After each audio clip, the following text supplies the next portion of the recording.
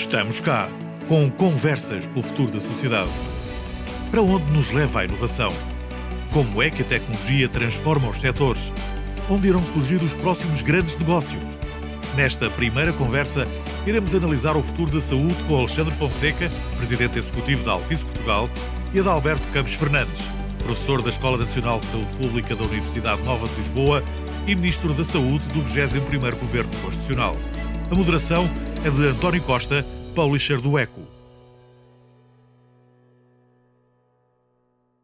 Ora, muito bem-vindos ao Estamos Cá, uma iniciativa da Altice Portugal e que conta também com a parceria do Eco para discutir, promover a discussão quinzenalmente dos temas que marcam a atualidade, ouvindo pessoas da sociedade civil, trazendo a discussão, partilhando esta discussão.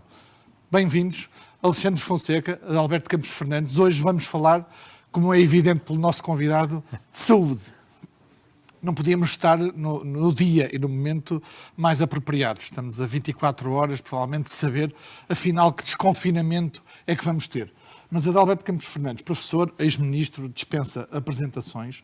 Gostava de começar por lhe perguntar se esta, digamos, pandemia, esta crise sanitária global, de alguma forma veio acelerar mudanças de comportamentos na forma de receber e de dar tratamentos de saúde. Boa tarde, muito obrigado pelo convite, é um prazer enorme estar aqui convosco. A resposta é sem qualquer tipo de hesitação, sim, não só de tratamento, eu iria muito mais longe. Eu diria que se alterou profundamente, ou se altera daqui para a frente, o paradigma da relação. Primeiro da relação entre as pessoas, entre si, depois da relação nos mercados de trabalho, as relações sociais, as relações profissionais. E claramente também as relações em saúde, todo o ecossistema de saúde sofreu com este ano que estamos a viver, que passou agora, sofreu impactos que eu diria que, numa grande medida, para a sua transformação, são positivos. Há uma dúvida, não é? Que o que é que fica de estrutural, do que é que vai realmente mudar nesta relação dos cidadãos com a saúde, entre si, mas eu queria centrar, de facto, com os serviços de saúde. Olha, eu creio que há uma impregnação digital que foi acelerada. Nós vínhamos há alguns anos atrás, aliás, eu tenho citado o professor José Tribolé, que dizia que a pandemia fez mais pela transformação digital num ano do que nós todos tínhamos feito em 30 ou 20 anos de esforço coletivo. Não há dúvida nenhuma que houve aqui uma série de shortcuts, uma série de atalhos que se construíram. Percebeu-se a vantagem do acesso à informação e aos meios diretos à distância. Nós passámos a ouvir falar de consultas digitais, teleconsulta, nós tínhamos já lançado há cerca de 2 anos a receita eletrónica, que se não existisse agora teria sido um problema. E creio que as ferramentas digitais também estão a servir para o empoderamento mais ativo dos cidadãos, mesmo daqueles que têm um baixo nível de literacia em saúde. E, portanto, eu creio que, em relação a isso, eu sou francamente otimista. Nós queimamos etapas e abrimos a possibilidade de que as empresas tecnológicas, como, por exemplo, o caso da Altice e outras, possam inventar mais depressa e melhor soluções que vão de encontro ao encurtamento da distância entre o profissional de saúde e entre o cidadão. Eu gostei particularmente de uma expressão, impregnação digital. Alexandre Fonseca, deste último ano, o que é que a Altice aprendeu e o que é que está a mudar na relação, digamos, da tecnologia com a saúde? Muito bem. Antes de mais, quero agradecer ao Dr. Adalberto o prazer que nos dá de estar aqui hoje connosco nesta iniciativa e, obviamente, ao António também de estar aqui connosco. De facto, eu tenho dito em alguns momentos em que falamos deste momento e desta impregnação, usando aqui a expressão, tenho dito que mudou um bocadinho o paradigma, como para já o cidadão, antes de falarmos do tema da saúde, como o cidadão tem encarado a tecnologia. A tecnologia era muitas vezes vista por todos nós como aquele bicho que acabava por afastar as pessoas que estavam próximas e agora acaba por ser a tecnologia que aproxima as pessoas que estão longe e que têm que estar longe pelos motivos que todos nós sabemos. E, de facto, eu penso que também no setor da saúde a tecnologia está a ter, e eu acredito que veio para ficar, um comportamento diferente em ambos os sentidos.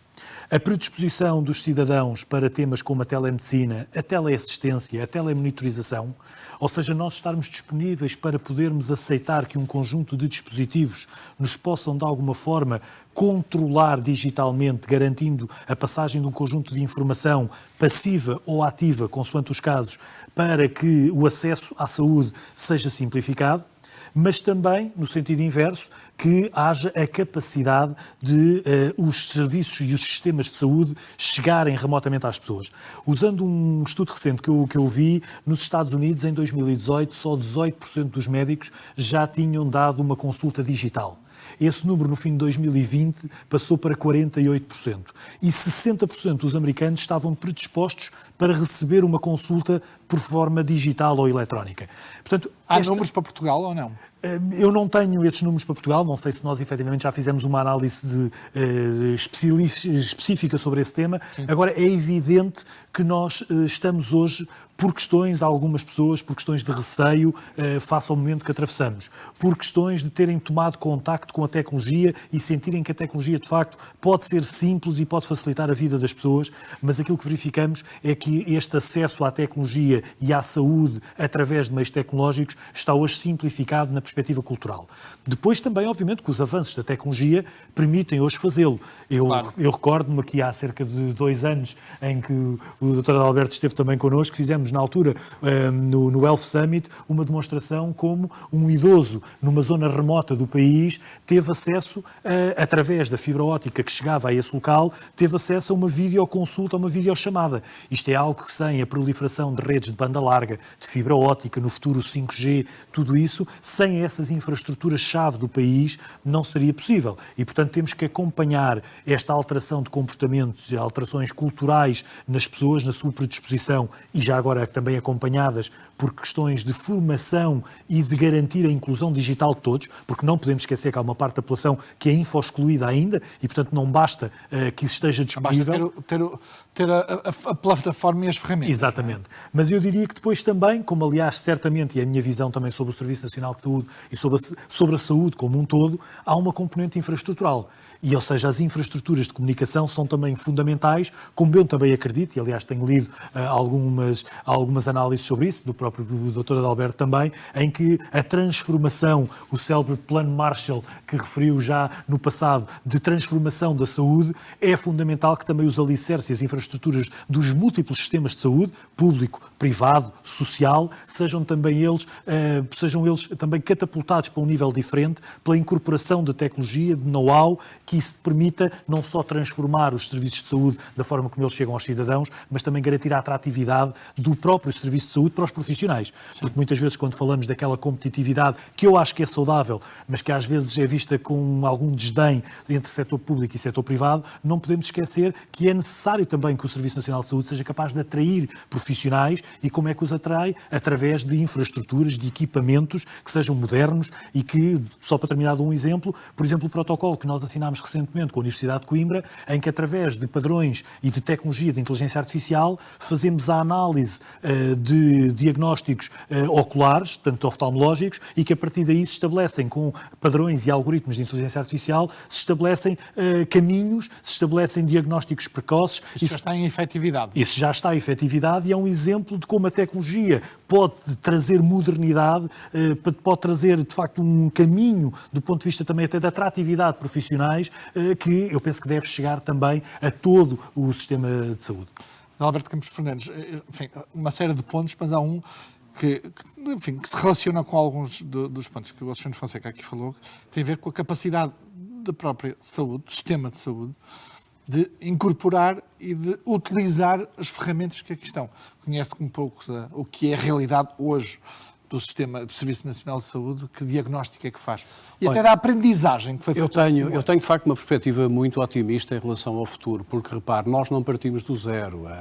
A área da saúde é uma área muito tecnológica, é uma área que já vivia antes da pandemia, com elementos de internet das coisas, com inteligência artificial, com, digamos, aplicações science-based que facilitavam a vida até ao nível do diagnóstico e terapêutico em equipamentos mais avançados. E as profissões de saúde são muito favoráveis e incorporam facilmente a inovação tecnológica.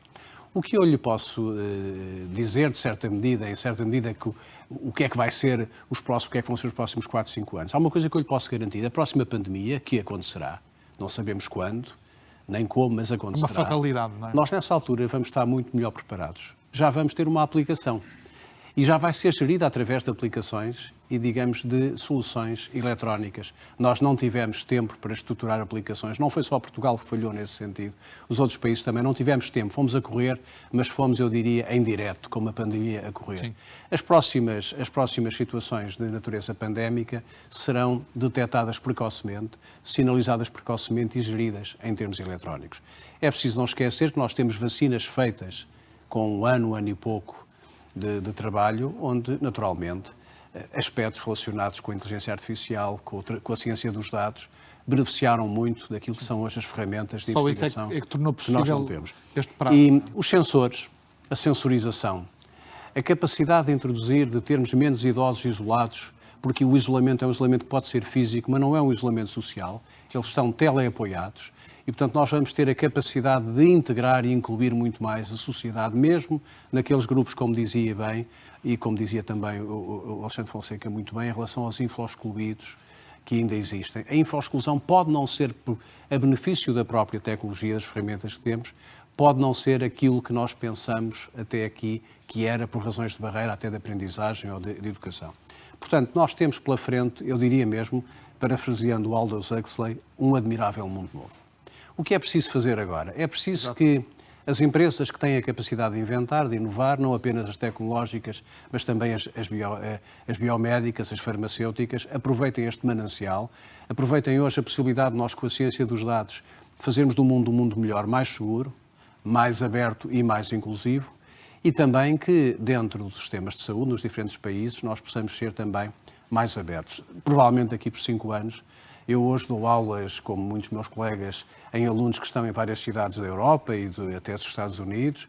Nós hoje temos conferências como nunca tínhamos até aqui. Eu, durante o dia de hoje, estive com colegas de vários países da Europa. À meia da tarde participei numa reunião da presidência da... Sem sair de Lisboa. Sem sair de Lisboa.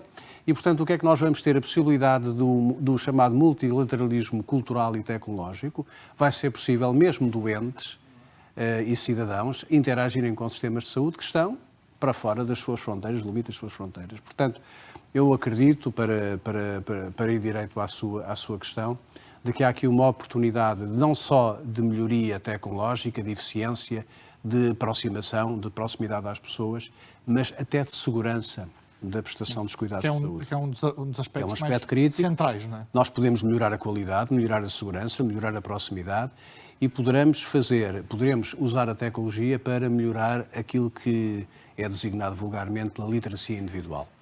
E esse é um aspecto que vale a pena ter em mente. Eu creio que a pandemia trouxe-nos lições importantíssimas. Basta que nós sejamos capazes, a partir das lições aprendidas, agora sermos consequentes. E, sobretudo, na área do empreendedorismo e das empresas, as empresas perceberem o que se passou. Porque a política tem que perceber o que se passou. E nós todos temos que aprender e fazer melhor nas próximas situações para o futuro. Mas as empresas têm aqui uma oportunidade, que é uma oportunidade de 360 graus. Abriu-se a caixa de Pandora da inovação tecnológica na área da relação, digamos, dos sistemas de saúde com os cidadãos. Alexandre, as empresas perceberam o que se passou? Ou percebe que estão a perceber? Eu acho que sim. Eu acho que as empresas perceberam aquilo que se está a passar, têm percebido aquilo que está a passar. Todos nós temos falado genericamente da transição e da transformação digital. Sim. É verdade que nem sempre numa perspectiva que seja a perspectiva, se calhar, que é uma perspectiva mais de fundo, porque às vezes fala-se da transformação digital e em Portugal nem se tem a tendência a pensar que a transformação digital é usar um computador para isto e para aquilo. E fazer um site. Exatamente. E a transformação digital tem que ir mais longe. Eu acredito que a tal predisposição que estávamos aqui a falar pode abrir, de facto, um horizonte para mesmo uma indústria, como dizia e muito bem o Adalberto, que o tema do setor da saúde seja um setor tecnológico, há muitos anos, é verdade, mas eu penso que há um espaço que ainda não está, se calhar, ocupado na sua plenitude e que esta transformação digital pode trazer. Qual é? Esse espaço é o espaço administrativo e da relação.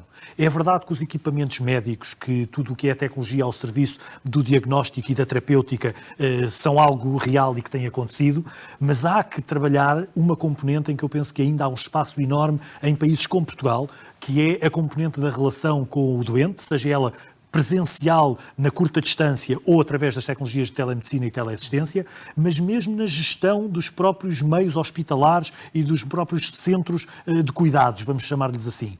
A questão da digitalização do processo e da interoperabilidade.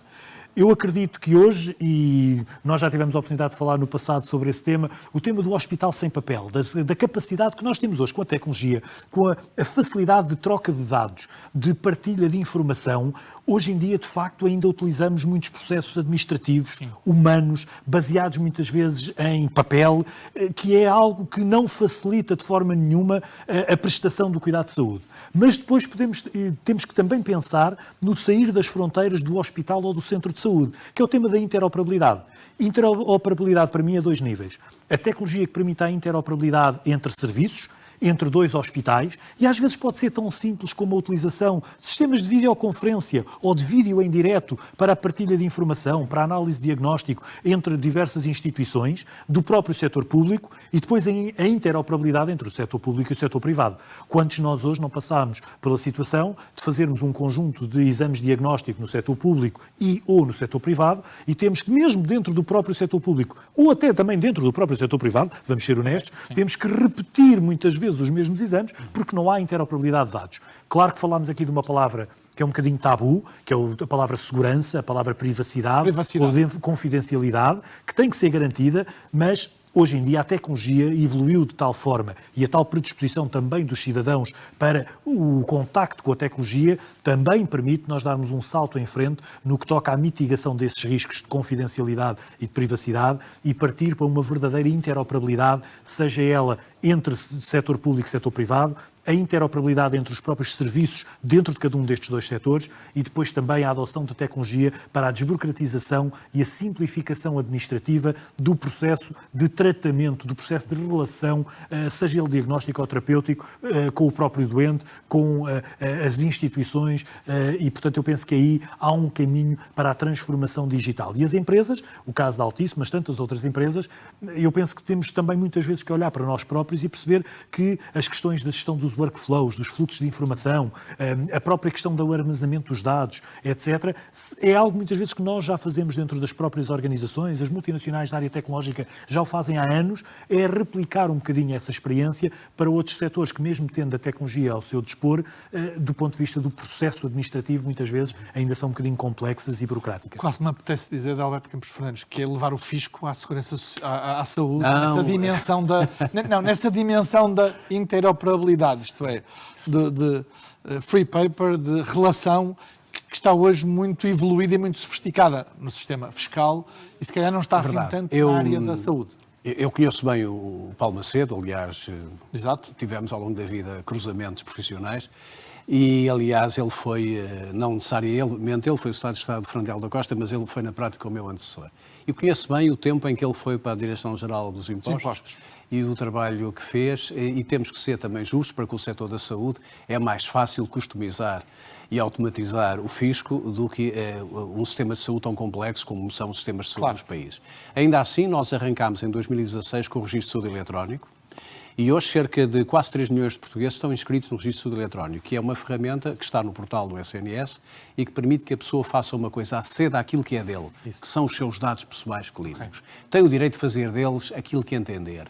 Se efetivamente foi ao Hospital Santa Maria de manhã e à tarde foi um hospital privado, pois não tem que estar a repetir, nem a prejuízo da sua comodidade, nem a prejuízo financeiro, a repetir exames. Isso é uma batalha que, de facto, tem que ser ganha agora, mais depressa, que resulta da portabilidade da minha informação clínica. São 3 que milhões, é diz. 3 milhões de utentes. Mas, repare, à medida que o sistema, nós, por exemplo, fizemos incluir neste portal o boletim de vacinas eletrónico, que permite que agora se esteja a fazer o processo de vacinação com uma grande fluidez e com uma grande capacidade de encontrar as pessoas e de registrar aquilo que é feito em termos de vacinas. Mas este é um caminho que o cidadão deseja. O cidadão deseja isto e nós vamos com isso poupar muito dinheiro que podemos utilizar a benefício de outras coisas. Porque há outro aspecto que falámos da telemonitorização, mas vou-vos dar um exemplo muito concreto que não está muito longe em termos de futuro, que é a referenciação ou a georreferenciação para necessidades de saúde emergentes de pessoas que vivem em lugares isolados, que vivem sozinhos, ou até de alguém que vai fazer, por exemplo, atividades radicais para a Serra da Estrela e que tem um problema, tem um antecedente cardiovascular. se pode conectar e ficar georreferenciado para uma situação de evacuação emergente. Portanto, há que pôr a tecnologia ao serviço das pessoas, há que protegê-las do ponto de vista, enfim, da segurança dos dados, isso é evidentemente que é um adquirido do qual nós não podemos fugir, mas de uma forma geral, os cidadãos na Europa, em Portugal e na Europa, na Portugal até mais, estão dispostos a conceder um pouco da sua liberdade percepcionada em termos de segurança para ter a comodidade do funcionamento das coisas. Nós temos sempre o exemplo da Via Verde, do multibanco. Eu tenho a certeza que na saúde isso ainda é mais desejado, porque significa uma segurança adicional para o próprio indivíduo e para a sua família. Eu vou gostar de ouvir sobre a relação público-privado, nomeadamente nesta dimensão, mas não deixo não posso resistir também a fazer-lhe uma provocação. A app de Covid, anti-Covid, não resultou. Na sua avaliação, porquê é que não resultou? Não resultou e sabe que eu até publicamente fui crítico e achei que nós estávamos... Quando uma coisa não funciona, não vale a pena procurar fazer com que ela funcione. E não tem mal nenhum, porque aconteceu na Europa toda. Sim. Os países não tiveram tempo de encontrar uma solução madura. E uma solução tecnológica, muitas vezes, precisa de um tempo de amadurecimento, de experiência e a prova de conceito.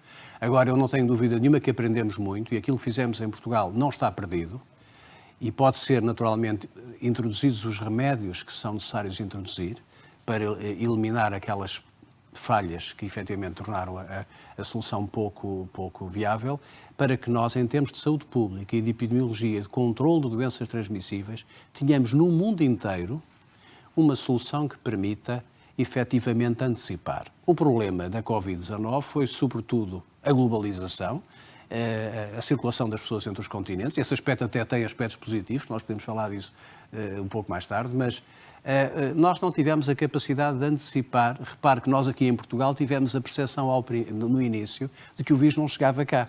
Isso, aliás, foi muito criticado até. Recordo-me com alguma injustiça. Nas redações, com alguma injustiça. Vamos ter o primeiro contaminado. A diretora-geral foi muito criticada nessa altura e eu percebo que ela foi, de facto, foi mal entendida e foi injustamente criticada. Mas o que é facto é que pensar que no mundo global, de viagens em que nós temos milhões, dezenas de milhões de pessoas a viajar em tempo instantâneo no ar, que o vírus chega a qualquer lado é uma questão de tempo. Viu-se com a variante inglesa recentemente no Natal, em dezembro, que Sim. Era uma questão de saber quando é que chegava, não era quando, era como e a que hora chegava.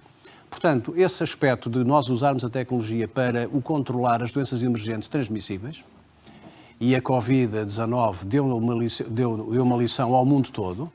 O mundo todo percebeu, repare que o vírus é um vírus especialmente democrático no mau sentido do termo, porque atacou sobretudo países ricos, países do norte da Europa e países com sistemas de saúde até bastante robustos.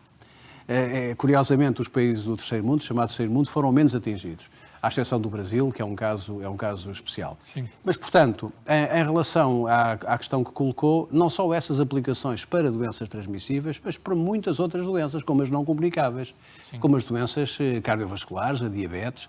Nós podemos ter, na relação que temos hoje com o telemóvel, que de facto, faz parte, é uma espécie de órgão adicional externo que nós temos connosco. Nós normalmente vivemos com o telemóvel. O telemóvel, neste momento, é a nossa chave para o nosso mundo do trabalho, para o nosso mundo social e para o nosso mundo de segurança, quer física, quer também de segurança em saúde. E, portanto, o que nós esperamos é que as novas tecnologias que estão aí a chegar, que o desenvolvimento do conhecimento em áreas como a internet das coisas e a ciência dos dados, nos traga aquilo que nós estamos a ver que vai chegar, é uma questão de tempo. Nós, os que não somos tecnológicos, olhamos para as empresas tecnológicas, é uma questão de tempo. Sim. E esse tempo é um tempo que vai fazer bem à humanidade e que vai seguramente fazer com que a próxima pandemia seja melhor gerida no mundo inteiro e com menos impactos. Estamos a falar de rastreamento, de certificação. Tem-se falado muito nas últimas semanas de um passaporte, um certificado. Como é que a tecnologia pode ajudar nisso, privilegiando ou garantindo precisamente um tema que é muito sensível e que no tema da app foi muito sensível, que é a proteção de dados? Vamos ver. A proteção de dados tem duas perspectivas. Tem a perspectiva tecnológica, como é que nós garantimos que a quantidade necessária e suficiente de dados são ao mesmo tempo armazenados, estão disponíveis para quem e como deve ser, mas que são de alguma forma seguros. Mas tem depois a perspectiva cultural. Como disse muito bem, a questão da privacidade dos dados é sempre equilibrada com qual é o meu incentivo a partilhar os dados. Eu costumo dizer, às vezes, quando algumas sessões, e especialmente com mais jovens, às vezes até em algumas sessões nas universidades, quando perguntam, e a minha formação de base é tecnológica, e me perguntam qual é o objetivo da tecnologia. Falamos todos de tecnologia, qual deve ser o objetivo da tecnologia? Para mim é muito simples. O objetivo último da tecnologia é facilitar a vida às pessoas. Quanto mais conveniente, quanto mais nos simplificar a vida, se quisermos traduzir, a utilização de uma determinada informação se traduzir para mim, mais apto estarei eu para ser flexível nessa confidencialidade ou nessa privacidade. Certo. E, portanto, eu acredito que hoje os mecanismos tecnológicos que existem estão disponíveis, são conhecidos e temos que ter todos noção de uma coisa: não há nenhum sistema à prova de violação. Não existe. Sim. Podem ser mais ou menos seguros, podem ser mais ou menos complexos, mas não há sistemas que sejam inexploráveis. E, portanto, temos que ter essa noção. A partir daí é uma questão de equilíbrio entre a conveniência de eu ter esses dados armazenados e os poder partilhar e a segurança que esses dados têm que ter. A tecnologia para armazenar esses dados existe há anos, mas há anos que nós vivemos, eu não querendo fazer aqui uma questão do ponto de vista de marcas, mas falando de uma discussão que houve recentemente que tem a ver com a utilização de tecnologia de um determinado fabricante e se essa tecnologia é ou não é acessível por Estados, por governos ou por instituições. Sabemos do que estamos a falar. A realidade é que eu lembro-me, enquanto aqui há 15 anos atrás, enquanto um dos primeiros utilizadores de um sistema que hoje já podemos falar abertamente, que já quase não existe, que se chama BlackBerry, em que obrigava a que um determinado sistema estivesse suportado num conjunto de servidores que sabíamos perfeitamente onde é que estavam no mundo e para onde é que a informação era canalizada. Sim. Hoje, todos nós fomos convidados por uma determinada entidade, que é uma das grandes multinacionais de comunicação do ponto de vista eletrónica, somos todos convidados a aceitar termos e condições que permitem a utilização da informação que está subjacente a essas plataformas para os fins que essas entidades entenderem. E nós hoje fazemos-lo. E fazemos-lo muitas vezes com a simplicidade de um pisco e um ok. E fazemos-lo porquê? Porque confiamos, por um lado, e por outro lado porque a facilidade, a vantagem que a utilização desse pisco e desse ok nos dá, faz com que nós confiemos por um lado e depois a vantagem que eu tenho é tão grande que eu estou disponível para ser flexível.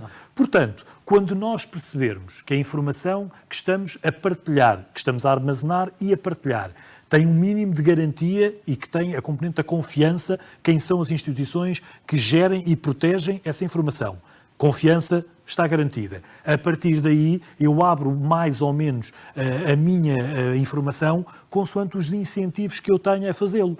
É por isso que, por exemplo, quando nós estamos a falar de um dispositivo que todos nós temos no nosso bolso, um terminal móvel hoje, muitas vezes nós temos dificuldade em perceber, se eu tenho aqui os meus dados pessoais, se eu perco o telemóvel, mas se nós a seguir dissermos que estes dados que são recolhidos sobre quantos passos é que eu dei, quais são as calorias que eu consumi, quais são os meus batimentos cardíacos, e hoje existem aplicações que permitem medir o meu nível de stress com este equipamento. Se essa informação puder ser passada de uma forma segura, por exemplo, de forma regular, ou de forma iniciada por mim, sim, ao meu médico de família. Esse aqui é o ponto, pela opção. Pela opção. Ao médico de família e dizer, eu não me sinto bem, vou partilhar com o meu médico de família, no simples toque de um botão, estes parâmetros todos biomédicos que eu tenho aqui e de diagnóstico, se quisermos, em que o meu médico vai recebê-los, vai analisá-los e vai perceber se passa alguma coisa, ou se manda fazer um meio auxiliar de diagnóstico, ou se imediatamente me diz, vá para um hospital porque a situação pode ser grave. Se eu partilhar esta informação e eu tiver esta vantagem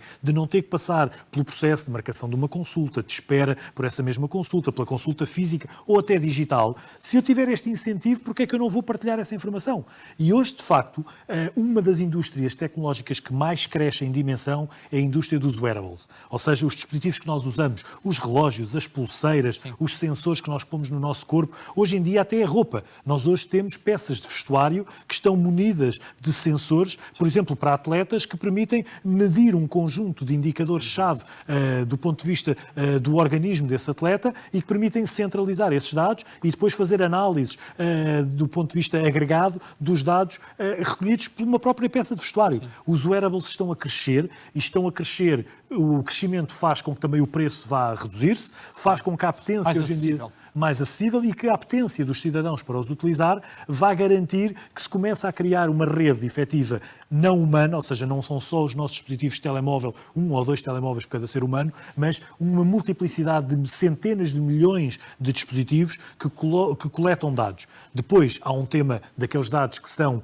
não anonimizados, são os meus dados, mas também, muito importante, a anonimização de dados, ou seja, podermos também estabelecer padrões através de dados que eu não sei se é da pessoa A, B ou C, mas sei que um determinado conjunto de informação, agregada por área geográfica, por aquilo que seja... Mas isso é possível, não é? Isso é possível. Aliás, isso hoje é utilizado quando nós hoje, por exemplo, ouvimos análises que ainda recentemente ouvi sobre os graus de confinamento ou não confinamento. Isso tem a ver, por exemplo, com a informação que é anonimizada, mas que é a informação que resulta da movimentação de dispositivos móveis e que se consegue perceber se as pessoas estão em movimentação, se não estão, etc. Isto garante a confidencialidade e a privacidade, não se sabe de quem é o dispositivo, mas essa massa permite-nos fazer gestão a diversos níveis. Hoje em dia, em Portugal, fazemos noutro setor, que é o setor do turismo, por exemplo, nós sabemos perfeitamente, quando tínhamos o turismo a florescer, mas sabíamos... turismo. Exatamente, sabíamos perfeitamente de onde é que vinham os nossos turistas, para onde é que eles iam de manhã, para onde é que eles iam à tarde, como é que se movimentavam, de forma anonimizada, garantindo tal confidencialidade.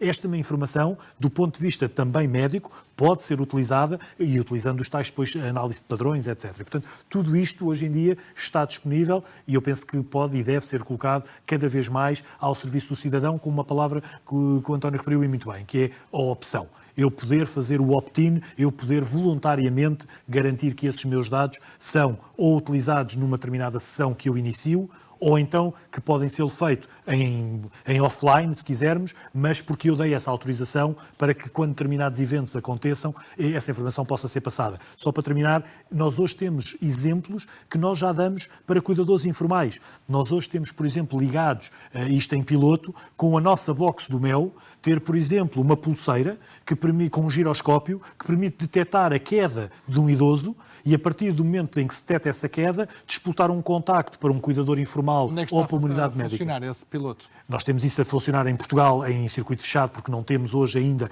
é um tema que temos que discutir e temos vindo a discutir com algumas instituições. Proteção de dados, com a própria... Porque, vamos ver, a questão que se coloca, e daí a necessidade que nós temos de falar com parceiros do setor público ou do setor privado da saúde, é porque eu detectar este evento e contactar um cuidador informal tem valor, sem dúvida nenhuma. Certo. Mas é muito importante perceber o que é que fazemos a seguir, porque se o cuidador sabe que houve uma queda do idoso, mas está a 300 km de distância, não vai auxiliar grande coisa. Eu penso que há aqui um caminho na integração desta informação, destes wearables com esta informação, com um ou vários sistemas ou subsistemas de saúde Sistema que permitam... Nacional de Saúde e não o Serviço Nacional de Saúde. Exato, o sistema, porque para mim eu vejo, mais uma vez usando o tema da interoperabilidade, que deveria existir uma maior intercâmbio de informação e até de cooperação do ponto de vista infraestrutural entre o setor público, o setor privado e o setor social. Não nos podemos também esquecer do setor social, que tem também um papel muito importante. Alberto Campos Fernandes, falamos de certificados, eu gostava para já de saber a sua opinião. É favorável ao, chamamos-lhe certificado, passaporte, e que garantias que devemos cumprir coletivamente, e o Governo, obviamente, e a União Europeia, desde logo, para que não se cometam os mesmos erros que se cometeram no tema da... Eu, aliás, estive há dias num debate televisivo sobre isso e, portanto, tenho gosto em renovar aquilo que disse já publicamente sobre isto, mas antes eu queria pegar aqui um bocadinho no que disse o Alexandre Fonseca sobre a questão do trade-off entre aquilo que eu dou e aquilo que eu recebo. Sim. E aquilo que é também a preocupação no plano dos direitos, liberdades e garantias que os Estados têm que assegurar às pessoas.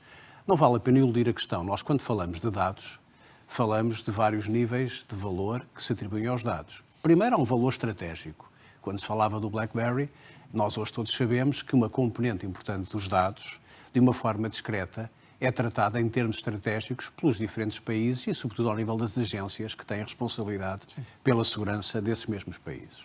Não há inocentes, não é? Não há inocentes. Depois há o valor económico. Nós também sabemos, de uma forma discreta, mesmo à margem do RGPD, do Regulamento Geral de Proteção de Dados recentemente aprovado e lançado pela Comissão Europeia, nós sabemos que existem, de uma forma informal e discreta, utilização de dados, ainda que anonimizados, para fins económicos. Por exemplo, o que foi referido sobre o turismo tem um valor económico indiscutível. Claro. E depois há o valor individual, que é aquilo que eu percepciono como o interesse que eu tenho em conceder uma parte ou expor-me a um risco de intrusão ou de violação da minha privacidade por uma percepção de um bem maior que eu retiro disso. Por exemplo, eu sei que se for pela autoestrada e passar na Via Verde, o tracing fica feito. Mas eu não quero ir para a Estrada Nacional, só demora mais tempo a chegar ao Porto. Ora, dito isto, em relação ao passaporte digital, aliás, eu não gosto da expressão e creio que a Comissão Europeia, dia 17, vai anunciar o resultado do grupo de trabalho, não lhe vai chamar passaporte digital, vai-lhe chamar certificado. Certificado, não é? Que no fundo é a transposição para algo que vai ser seguramente eletrónico, para uma espécie de boletim de vacinas acrescentado de outros valores, como sejam já teve a doença ou tem testes recentemente feitos.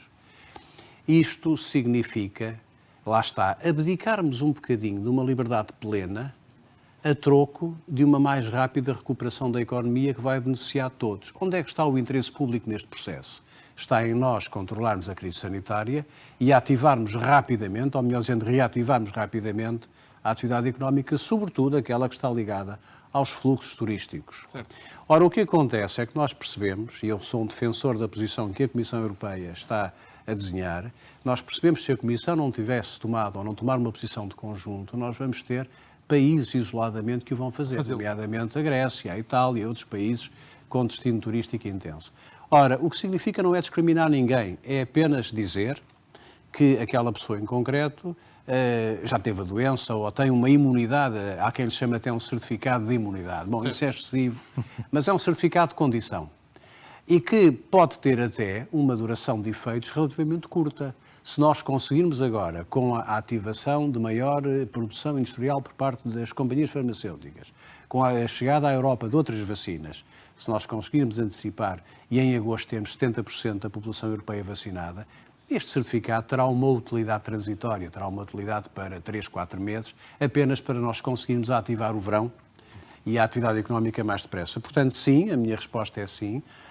Com esta particularidade, não é apenas um certificado de vacinas, é um certificado de imunidade presumida, porque também foi dito, e é verdade, eu estar vacinado ou ter tido a doença não garante a 100% do ponto de vista científico, eu não sou um transmissor.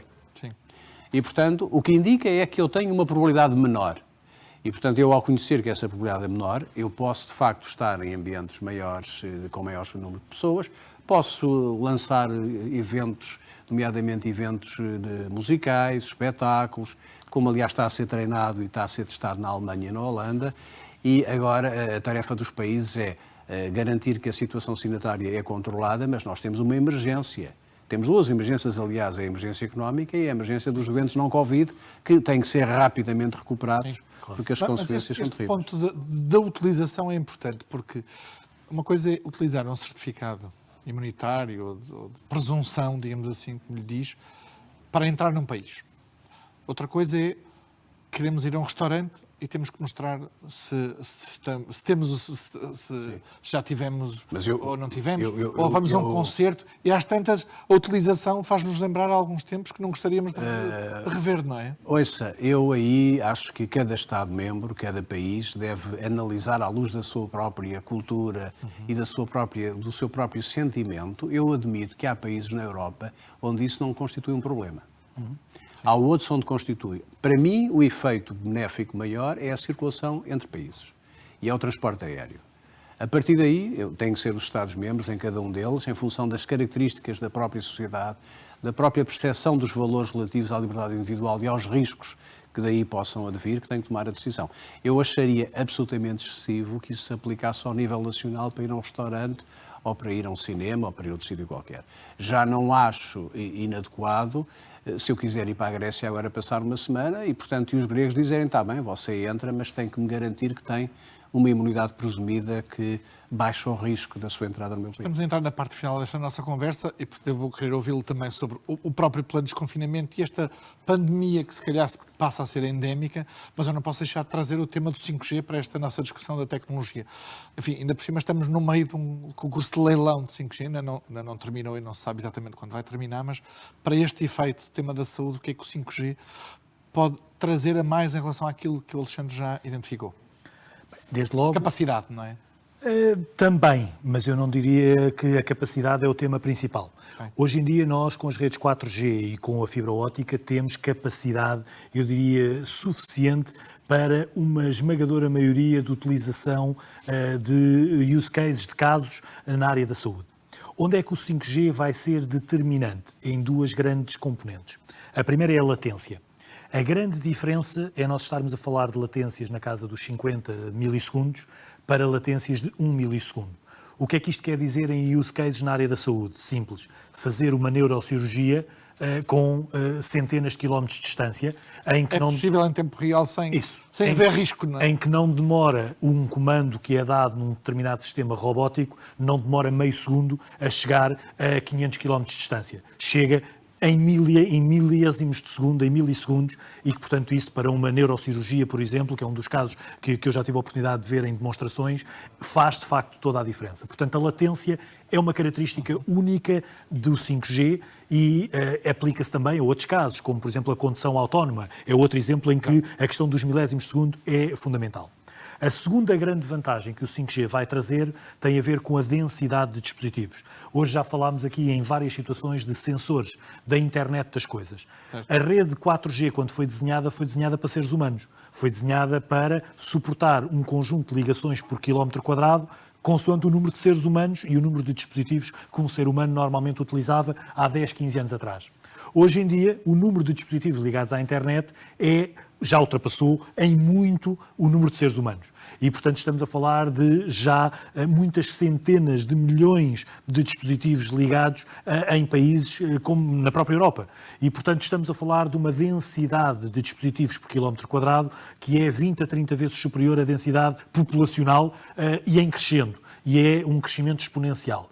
O que significa que as redes, para serem capazes de gerir toda esta panóplia de dispositivos e de sensores para efeitos, por exemplo, de saúde, mas outros também. Estamos a falar de, no mesmo espaço que nós aqui estamos, podermos estar a recolher dados através de sensorização de dispositivos wearable para efeitos de saúde, mas estarmos a medir a temperatura, a umidade, estarmos a medir um conjunto de outras informações para outros fins e a rede ter que ser capaz de comunicar com estas dezenas de milhares de sensores que estão aqui neste espaço pequeno e conseguir gerir essa informação toda, segregá-la, encaminhá-la para sítios distintos. E com o tempo devido. E em tempo devido. E, portanto, a latência, por um lado, e a quantidade de dispositivos são duas características únicas do 5G e que, no caso específico da saúde, vão permitir, por um lado, garantir que, através da latência, essas intervenções que sejam, de facto, muito sensíveis do ponto de vista de milésimos de segundo sejam efetuadas remotamente, e às vezes é a diferença entre ter, por exemplo, no caso que eu assisti nos países nórdicos, ter a diferença entre um neurocirurgião ter que fazer uma viagem de 400 km para fazer uma cirurgia, em que pode demorar 2 ou 3 horas e que se calhar já chega tarde, ou podê-la fazer remotamente e com isso salvar uma vida. E depois, por outro lado, todos estes dispositivos que nós falámos, e quando analisarmos o crescimento da transformação digital nos locais de prestação de cuidados de saúde, hospitais, centros de saúde, vamos ter, nos próximos anos, uma multiplicação por muitos milhares dos dispositivos que já temos hoje, provavelmente, de todos esses locais. E garantir que esses dispositivos se ligam em tempo útil e que canalizam a informação para os sítios certos em tempo útil, são casos reais que o 5G pode trazer para o setor da saúde. Estamos a terminar, mas eu quero ouvi-lo, obviamente, sobre o plano de desconfinamento. É uma pergunta ingrata que lhe vou fazer. Se tivesse que decidir agora, que plano de desconfinamento é que seguia? Olha, vou surpreendê-lo. Daquilo que eu conheço, eu subscrevia por baixo, assinava por baixo o atual plano que eu presumo que está para ser apontado. Repare, eu critiquei algumas vezes durante o ano passado momentos onde nós todos falhamos. Falhou, digamos, a ação política, falhou a cidadania, falharam os cientistas. E isso eu creio que é uma responsabilidade que todos nós temos, é procurar apontar falhas para melhorar e corrigir. Sim. Chegados aqui, com as dificuldades que tivemos, eu acho que temos pela frente um bom plano um plano que é adequado porque faz o alinhamento das medidas com uma matriz de risco que é flexível, que tem em conta a diversidade das regiões, que não paralisa o país todo ao mesmo tempo, desnecessariamente. Em fases que é e por dinâmico regiões. e que é explícito à partida, que o problema dos outros confinamentos é que nós entrávamos no plano de confinamento muitas vezes sem perceber porquê e não percebíamos porque é que saíamos. E agora não, agora temos um roadmap, temos uma carta de marear, temos também um contexto epidemiológico que é único, é preciso avisar os portugueses de que quando começarmos a sair o RT vai subir, é preciso avisá-los que vamos ter mais casos, mas eu creio que temos condições para nunca ultrapassar aquelas barreiras que têm sido repetidamente enunciadas. Aliás, o Sr. Presidente da República tem insistido várias vezes nesse ponto, porque estamos a encontrar um equilíbrio virtuoso onde o fator tempo e até o tempo atmosférico nos ajuda. Qual é o fator virtuoso? Nós temos já várias centenas de milhares de portugueses que foram infectados, que terão imunidade natural. Estamos com 1.300.000 portugueses vacinados. Vão chegar muitas vacinas nos próximos dias, até ao final de março. Vai ser possível antecipar o tempo de vacinação e provavelmente vamos ter uma notícia melhor em termos de prazo. E, aliás, quero aproveitar para sublinhar e referir novamente o apreço pelo excelente trabalho que o vice-almirante Gouveia Melo está a fazer, ele e a equipa dele. Eu fiz serviço militar e, portanto, eu tenho a percepção de que os militares em matérias destas são, de facto, especialmente competentes. E se nós agora, portugueses, todos, com o plano bem escrito, simples, até bastante gráfico, percebermos quais são as variáveis em jogo, o que é que depende de nós, e tivermos a capacidade de fazer os mínimos, e fazer os mínimos é o distanciamento, é a máscara, é a higienização das mãos, é evitar comportamentos que nós sabemos que prejudicam potencialmente os mais vulneráveis, nós podemos chegar ao verão numa situação de controle da situação pandémica e podemos encarar o próximo outono e inverno, como eu lhe dizia há pouco em off, já não num quadro pandémico, mas num quadro endémico, onde teremos que fazer as vacinas, teremos que proteger os mais velhos, teremos que proteger os mais vulneráveis e, naturalmente, continuar a dotar o sistema de saúde de respostas para outras situações que vão aparecer e, portanto, e que vão seguramente... Estamos aqui a gravar este nosso Estamos Cá, dia 10, ao final da tarde. O RT já está em 0,9, portanto, desceu e voltou a subir nestes dias. Há aqui um risco e um indicador claro de avaliação. Falamos muito de desconfinamento, e nomeadamente aponta-se para o desconfinamento, digamos, social e económico. Mas que plano, ou roadmap, se quiser, pandémico é que deve ser adotado para que haja aqui o plano de desconfinamento da nossa atividade, do nosso dia-a-dia, com indicadores e com um plano, digamos, que faça uma avaliação permanente da capacidade de mantermos esse desconfinamento? Bom, eu tenho a certeza que será esse plano simples, objetivo e focado que o Governo vai apresentar na quinta-feira. E isso é uma ferramenta não apenas para o cidadão comum, mas é uma ferramenta importante para os atores económicos e sociais. Sim. Todos têm que saber qual é o seu papel. Há aqui um contrato social que se tem que estabelecer entre a ciência, a política e a economia. Quando eu, em janeiro, disse, lembro perfeitamente, na primeira reunião que houve do Infarmed, de manhã numa entrevista à Renascença, que era preciso travar às 4 rodas, porque estávamos numa situação que se assemelhava a um carro desgovernado. Eu recordo-me dessa sua Eu tive a noção de que a afirmação era brutal, mas filo com a intenção de ser brutal. E filo acompanhado por muita gente, por muita gente da comunidade académica e científica que o fez. Fizemos bem, parámos tudo, fechámos, e agora estamos até, eu diria, a ser bastante exigentes, bastante rigorosos connosco. O RT vai subir. Não tínhamos dúvidas nenhumas, porque o vírus vive de uma coisa muito simples, que é o contacto entre humanos. Agora, nós temos que agilizar, acelerar o processo de vacinação. Como eu vos disse, até ao fim de março chegarão muitas vacinas. Nós podemos atingir um número bastante significativo. E o rastreio? Vamos ter pela primeira vez, ainda bem faz essa pergunta, vamos ter pela primeira vez um plano de testes estruturado. Nós passámos por fases que até agora à distância dizemos com algum sentido de humor que foram fases até bastante caricatas, como dizer que, por exemplo, a máscara era uma falsa sensação de segurança ou que os testes eram uma falsa sensação de segurança. Nem uma coisa nem outra. A máscara sempre foi algo que dava segurança, porque é uma barreira física, e os testes sempre foram um instrumento importantíssimo para modular a transmissão.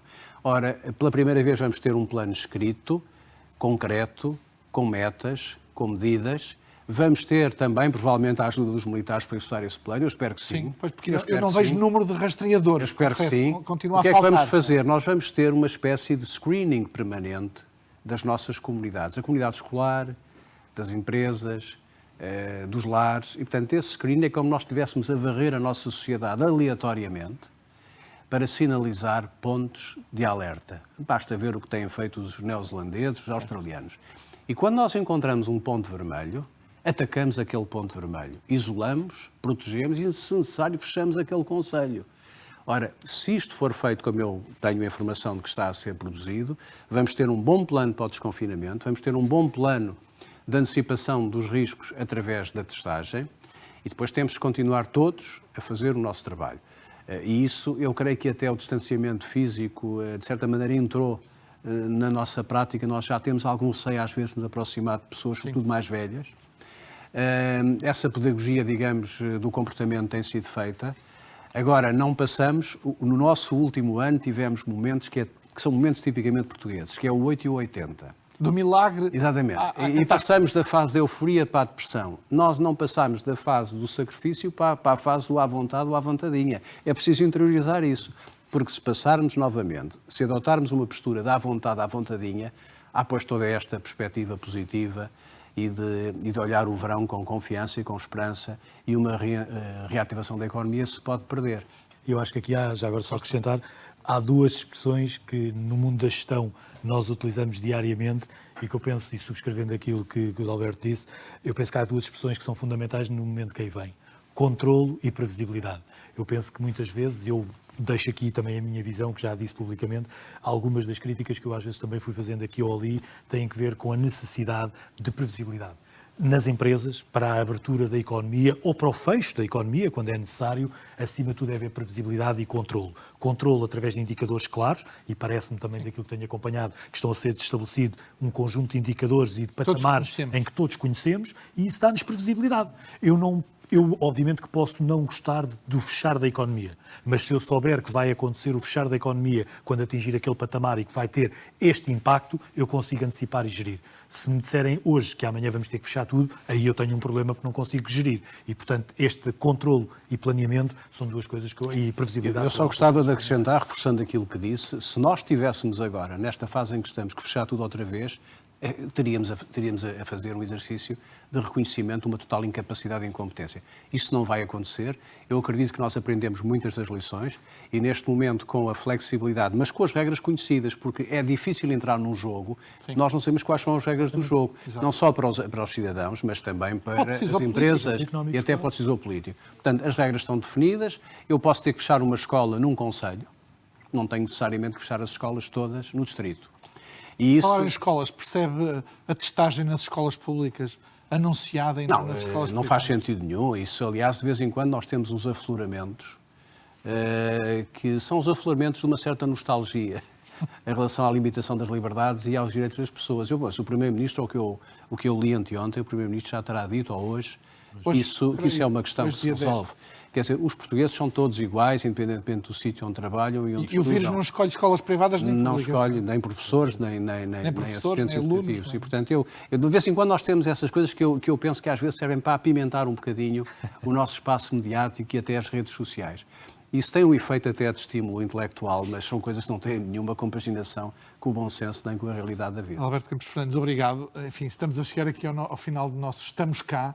Vou pedir ao Alexandre Fonseca para encerrar esta primeira sessão e para, no fundo, lançar o que é esta sessão de debates, esclarecimentos idênticos ao que tivemos aqui esta tarde. Alexandre. Muito bem. Resta-me do meu lado, obviamente, agradecer ao António e, obviamente, ao Adalberto. Este foi a primeira sessão deste Estamos Cá. Voltaremos em breve com mais sessões como estas. Uma empresa como a Altice Portugal é muito mais do que um fornecedor de tecnologia. Assumimos-nos como um agente do desenvolvimento da nossa economia e da nossa sociedade e, como tal, voltaremos para um próximo Estamos Cá com outros convidados para discutirmos setores que são setores fundamentais para aquilo que será a construção de um Portugal melhor. Muito obrigado a todos. Obrigado.